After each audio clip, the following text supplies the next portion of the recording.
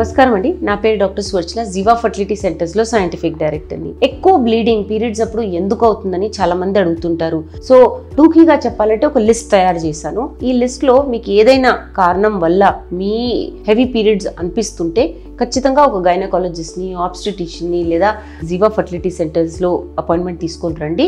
ఏ కారణం వల్ల అవుతుందనేది కూడా కనుక్కొని మీకు ట్రీట్మెంట్ ఆప్షన్స్ ఏంటి అనేది చెప్పడం జరుగుతుంది. సో ఫస్ట్ దీంట్లో ఈ లిస్ట్ లో నేను డిస్ఫంక్షనల్ యూట్రైన్ బ్లీడింగ్ అని రాశాను. అంటే ఏ కారణం తెలియట్లేదు, నేను చెప్పబోయే కారణాల్లో కాకుండా అసలు ఏ కారణం అనేది తెలియకపోతే డిస్ఫంక్షనల్ యూట్రైన్ బ్లీడింగ్ అంటారు. దీనివల్ల కూడా హెవీ బ్లీడింగ్ అవ్వచ్చు. Next uterine fibroids. ఫైబ్రాయిడ్స్ ఏంటంటే నాన్ క్యాన్సరస్ కాజ్ చేయవండి, కానీ గడ్డలు గర్భసంచిలో ఇవి ఎన్ని ఉన్నాయి, ఎక్కడున్నాయి, సైజ్ ఏంటి, దాన్ని బట్టి బ్లీడింగ్ హెవీగా అవ్వచ్చు. గర్భసంచి పొరలో ఉందనుకోండి, చాలా ఎక్కువ ఉన్నాయి అనుకోండి, బ్లీడింగ్ చాలా ఎక్కువ అవ్వచ్చు. గర్భసంచి గోడకు ఉందనుకోండి, మస్కులర్ వాల్ అంటారు, ఈ వాల్లో ఉన్నప్పుడు బ్లీడింగ్ దాని వల్ల కాదు, ఇంకేదైనా వేరే కారణం ఉండొచ్చు. సో ఎక్కడుంది, ఎన్ని ఉన్నాయి, అండ్ దాని సైజ్ ఏంటి, దీన్ని బట్టి కూడా హెవీ బ్లీడింగ్ అవ్వచ్చు ఫైబ్రాయిడ్స్ కారణం వల్ల. Next adenomyosis. ఎడినోమయోసిస్ ఏంటంటే ఇది పొర అనుకోండి, పొర లోపల ఉన్న లైనింగ్ ని ఎండోమెట్రియం అంటామండి. ఈ ఎండోమెట్రియం పెరిగి లోపలికి వెళ్ళింది అనుకోండి, అంటే యూట్రస్ మస్కులర్ వాల్ లోకి వెళ్తుంది అనుకోండి, దాన్ని ఎడినోమయోసిస్ అంటారు.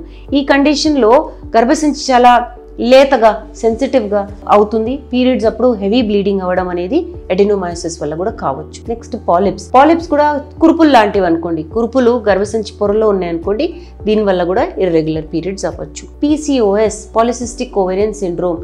ఈ సమస్యలో కూడా ఏంటంటే హార్మోనల్ ఇంబ్యాలెన్స్ వల్ల, అంటే ఆండ్రోజన్స్ మేల్ హార్మోన్స్ ఎక్కువ ఉండడం వల్ల, బాడీ వెయిట్ ఎక్కువ ఉండడం వల్ల, పాలిసిస్టిక్ ఓవరీస్ అండాశయాలే పాలిసిస్టిక్ గా ఉన్నప్పుడు కూడా ఇర్రెగ్యులర్ పీరియడ్స్ అవుతాయి. ఇర్రెగ్యులర్ పీరియడ్స్ కాదు, వీళ్ళకి చాలా రోజుల తర్వాత పీరియడ్స్ వచ్చినప్పుడు కూడా బ్లీడింగ్ హెవీ ఎక్కువ అయ్యే ఛాన్సెస్ ఉంటాయి అన్నమాట. Next pelvic inflammatory diseases. ఈ pelvic inflammatory diseases sexually transmitted diseases ముఖ్యంగా ఉంటాయి. గోనోరియా, సిఫిలిస్, క్లమిడియా అని పొద్దాక చెప్తుంటాను. మల్టిపుల్ సెక్షువల్ పార్ట్నర్స్ ఉన్నప్పుడు గర్భసంచి తప్పకుండా దెబ్బతినొచ్చు. దీనివల్ల కూడా హెవీ ఇర్రెగ్యులర్ పీరియడ్స్ కూడా అవ్వచ్చు. కొన్ని మెడికేషన్స్ ఉంటాయి. ఈ మెడికేషన్స్ లో యాంటీకోయాగులెంట్స్, యాంటీ ఇన్ఫ్లమేటరీ డ్రగ్స్ ఉంటాయి. దీనివల్ల హెవీ బ్లీడింగ్ అవ్వచ్చు. నెక్స్ట్ బ్లీడింగ్ డిసార్డర్స్, అంటే platelet function disorders, blood clotting disorders, ఇవన్నిటి వల్ల కూడా హెవీ మెన్స్ట్రువల్ బ్లీడింగ్ అవ్వచ్చు. హార్మోనల్ కాంట్రసెప్టివ్స్, అంటే ప్రెగ్నెన్సీ రాకూడదని మీరు కాంట్రసెప్టివ్ పిల్స్ తీసుకుంటున్నారు అనుకోండి, హార్మోనల్ పిల్స్, దాని వల్ల కూడా హెవీ బ్లీడింగ్ అవ్వచ్చు. సో ఏ కారణమైనా, అసలు ఒక నెలనే అయింది లేదా 2 months అయింది లేదా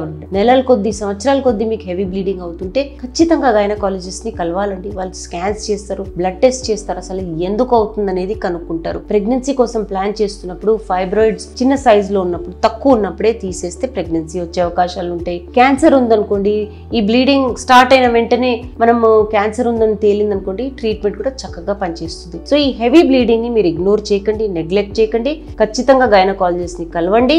ఏ కారణాలైతే నేను చెప్పానో వీటిలో ఏ కారణం వల్ల కూడా మీకు హెవీ బ్లీడింగ్ అవుతుంటే వాళ్ళు తప్పకుండా దీనికి ట్రీట్మెంట్ ఆప్షన్స్ మీకు ఇస్తారు. దీని గురించి ఇంకా వివరాల కోసం తప్పకుండా జీవా ఫర్టిలిటీ సెంటర్స్ కి విచ్చేయండి. చాలా థ్యాంక్స్ అండి మా వీడియోస్ చూస్తున్నందుకు. మరిన్ని ఇలాంటి ఇంట్రెస్టింగ్ వీడియోస్ కోసం మా ఛానల్ని తప్పకుండా సబ్స్క్రైబ్ చేయండి. Thank you.